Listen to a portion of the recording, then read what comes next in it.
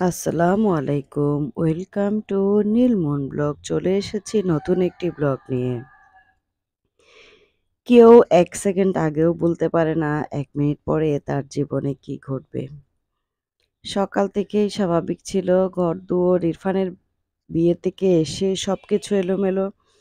সবকিছু গোছানোর চেষ্টা করছিলাম। এমন সময় হঠাৎ ফোন এলো বড় আপা মেট্রোপলিটন সিসিউতে। সাথে সাথেই বের হয়ে চলে গেলাম। বড় আপা আর বড় দুলাভাই ছিল আমার শাশুড়ির পরিবারের খুব গুরুত্বপূর্ণ একজন মানুষ।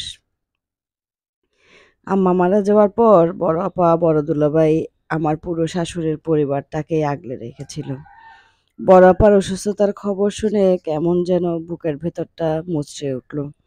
সাথে সাথেই বের হয়ে গেলাম। বড় আপার জন্য সবাই দোয়া করবেন যেন বড় আপা খুব তাড়াতাড়ি সুস্থ হয়ে ওঠে। বড় আপাকে দেখার পর থেকে মনটা আসলে খারাপ হয়ে গিয়েছিল। বড় আপাকে দেখে এসেই আসলাম একটু মিনাবাজার। মিনাবাজারে কিছু কাজ ছিল। নরমালি আমার শনিবারে সব কাজ থাকে, সব কাজ জমিয়ে রাখি শনিবারের জন্য। শুক্রবারে যেহেতু উনি বাসায় থাকে, তাই আমার সব কাজগুলো শনিবারের জন্যই জমিয়ে রাখা হয়। বিশেষ একটা জিনিসের জন্য মিনাবাজার গিয়েছিলাম। আমরা তো মেয়েরা এমনই বিশেষ জিনিস খুঁজতে গিয়ে অনেকগুলো বিশেষ ছাড়াও জিনিস কিনে নিয়ে চলে আসি। এরপরে যাওয়ার সময় কাবাবের জন্য ডাল, মাংস সিদ্ধ করে গিয়েছিলাম। এসেই এগুলো ব্লেন্ড করতে বসে গেছি। এগুলা ব্লেন্ড করছি, পাশাপাশি রান্নাও চলছে। এদিকে টিফিনের জন্য কাবাব বানানোর প্রস্তুতিও চলছে।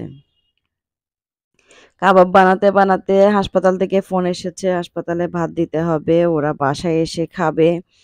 এগুলো অর্ধেকে রেখে আবার রান্নাবান্না করতে চলে গেলাম।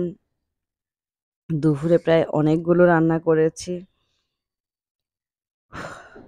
রান্না করার পরে অবশিষ্ট ফ্রিজে কিছুই ছিল না। যেহেতু বিয়ে থেকে এসেছি একেবারে মাসেরও শুরু, তাই একদম ফ্রিজ খালি ছিল বললেই চলে। আমি কাবাবও বানাচ্ছি, রান্নাও করছি দুপুরের জন্য। দুপুরে যারা বাসায় খাবে এদের জন্য আয়োজন চলছে। এরপরে আপনাদের ভাইয়া বাজারে বের হয়ে গেছে। উনি বাজারে গিয়ে বাজার থেকে মাছ নিয়ে এসেছে। যেহেতু রাতেও হাসপাতালে খাবার দিতে হবে। মানে বিচ্ছিরি একটা পরিস্থিতির মধ্যে পড়ে গেছি হঠাৎ করে। এই যে আপনাদের ভাইয়া বাজার থেকে মুরগি, মাছ সব নিয়ে এসেছে। এগুলো ক্লিন করে ফ্রিজে তোলা, রান্না করা। মনে হচ্ছে খুব ক্লান্ত হয়ে গেছি। বড্ড হাঁপিয়ে গেছি। আমার হাত দুটো চলছিলই না।